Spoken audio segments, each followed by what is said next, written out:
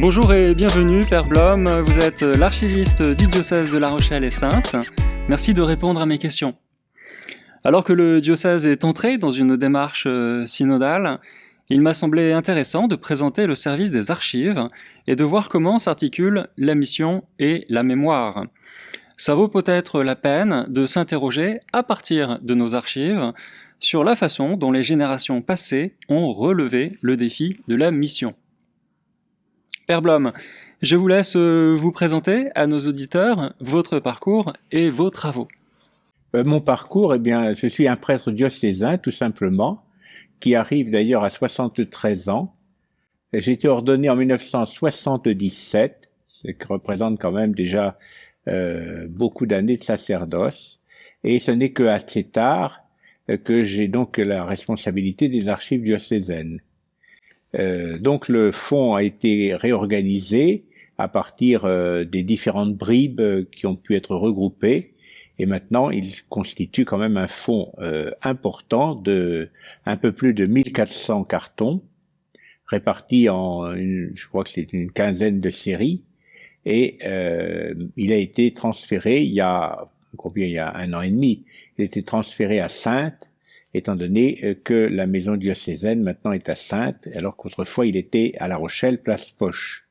Alors mon parcours à moi, c'est donc le parcours d'un bibliste qui a enseigné pendant de longues années à l'Université catholique de l'Ouest à Angers, l'histoire de l'Église, et qui a fait sa thèse il y a également pas mal d'années sur Monseigneur Le Camus, qui est un évêque bibliste, évêque de La Rochelle, en 1900.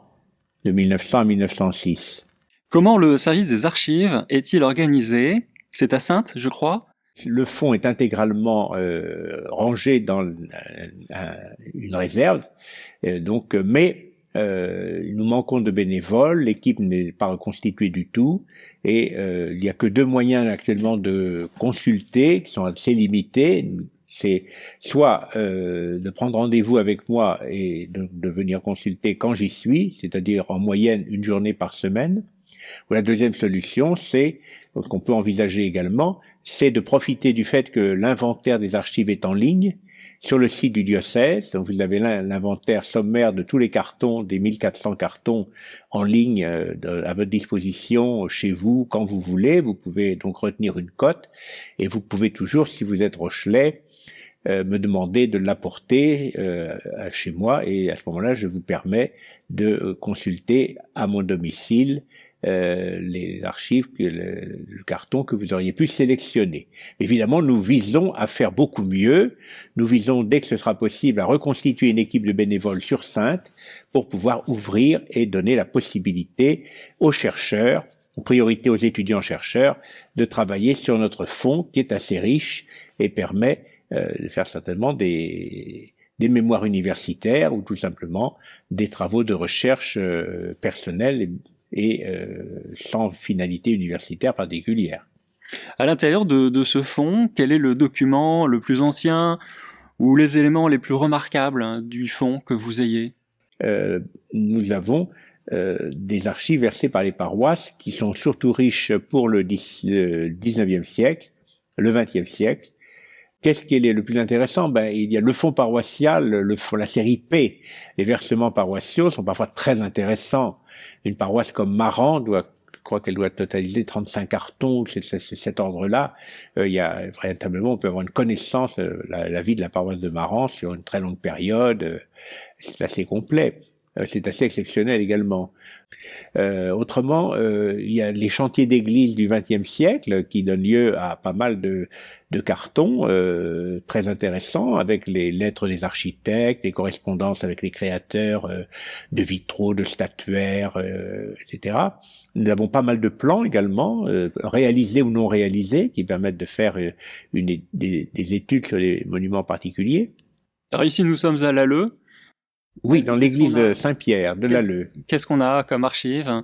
Eh bien, l'ensemble des archives de la construction de l'édifice et de sa décoration, avec pas mal de lettres. Alors, je crois qu'aux archives municipales, étant donné qu'elle appartient à la commune, cette église, aux archives municipales, ils ont également pas mal de choses sur cette église.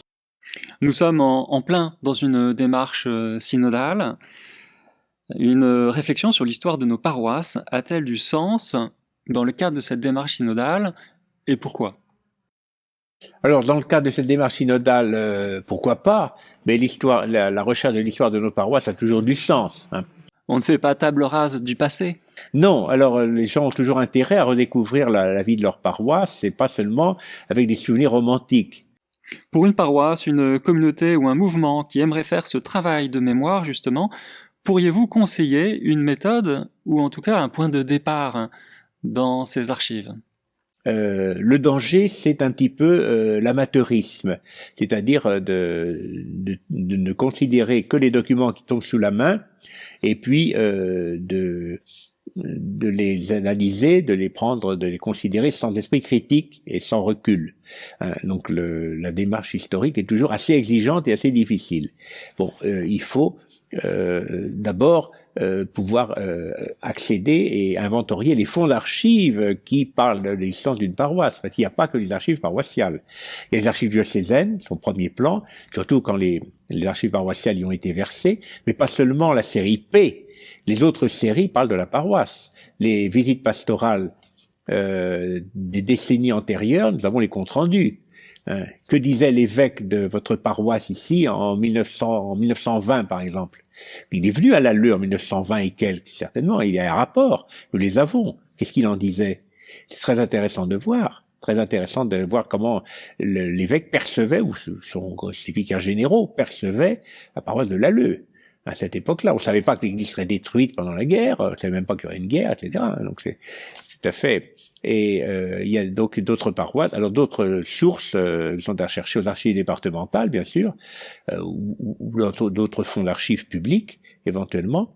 Et il faut un certain esprit de synthèse, et il faut être également avoir une bonne connaissance historique de la période, de manière à bien interpréter les faits que l'on rencontre.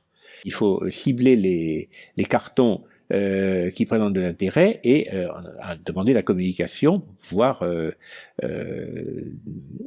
en extraire justement les connaissances qui regardent le sujet que l'on a en vue. Mais il y a beaucoup de choses. Donc, par exemple, des choses très intéressantes, vous avez les régies de catholicité. Les régies de catholicité, c'est les baptêmes, mariages, obsèques. C'est assez sec. Mais à partir d'une certaine date, effectivement, ils sont remplis sur du papier pré-imprimé fourni par l'évêché. À partir de là, on n'a plus que des renseignements stéréotypés. Nom de la personne, nom des ascendants, prénom, date de naissance, des choses comme ça. Ça ressemble à l'état civil, purement et simplement. Sauf que c'est un état religieux. Mais avant, à partir du Concordat jusqu'à une certaine date du 19e siècle, je ne me rappelle plus laquelle, dans les années 1820 ou 1830, avant que n'apparaissent les papiers préimprimés, les curés remplissaient entièrement l'acte même. Ils le remplissaient à leur manière. Donc déjà, on a des informations sur la manière dont ils percevaient leur fonction, la manière dont ils rédigeaient un acte de baptême. On a des renseignements également sur les caractéristiques qu'ils donnaient quand ils parlaient du parrain et de la marraine. Mais surtout, il y en a un certain nombre qui ajoutaient une sorte de chronique paroissiale à la fin de l'année. Après les derniers actes remplis au mois de décembre, ils ajoutaient une chronique paroissiale de l'année, ce qui les avait marqués. Alors il y en a, par exemple, très intéressantes. Il y en a à Étré, il y a des chroniques paroissiales d'Étré, faites par un curé qui est d'un très grand intérêt. On voit comment il perçoit sa paroisse, sa pauvreté, son manque de moyens, mais les espérances qu'il a, ce qu'il entreprend. Bon, Saint-Forge-sur-Gironde, on en a, mais il y en a pas mal d'autres qui en ont. Hein. Et tout ça, il faut avoir communication des registres paroissiaux les plus anciens et voir si le prêtre s'est allé à justement prolonger l'état religieux par une chronique. Alors il y a également, bien entendu, les feuilles paroissiales, les bulletins paroissiaux, les journaux paroissiaux, dont quelques paroisses en ont encore aujourd'hui, et c'était très très en vogue autrefois. Avant 1900, il y a au 19e siècle, il y a pas mal de feuilles paroissiales. Souvent, les paroisses ne les ont pas gardées, elles les ont jetées, elles les ont dilapidées. Alors, les archives départementales essaient de reconstituer le plus possible des séries complètes, et nous aussi, nous cherchons à reconstituer le plus possible les séries des journaux paroissiaux. Et je me rends compte que passé à certains délais, il est important que de verser. Par exemple, tout ce qui est antérieur à l'an 2000, pratiquement, doit être versé vraiment aux archives diocésaines. Vraiment, inexorablement, ça se perd. Cher Père, merci d'avoir répondu à mes questions et j'espère que cette émission permettra à nos auditeurs de voir sous un jour nouveau l'histoire de leur communauté et de leur quartier. Et bonne année pastorale sous le signe de la mission. Merci à vous.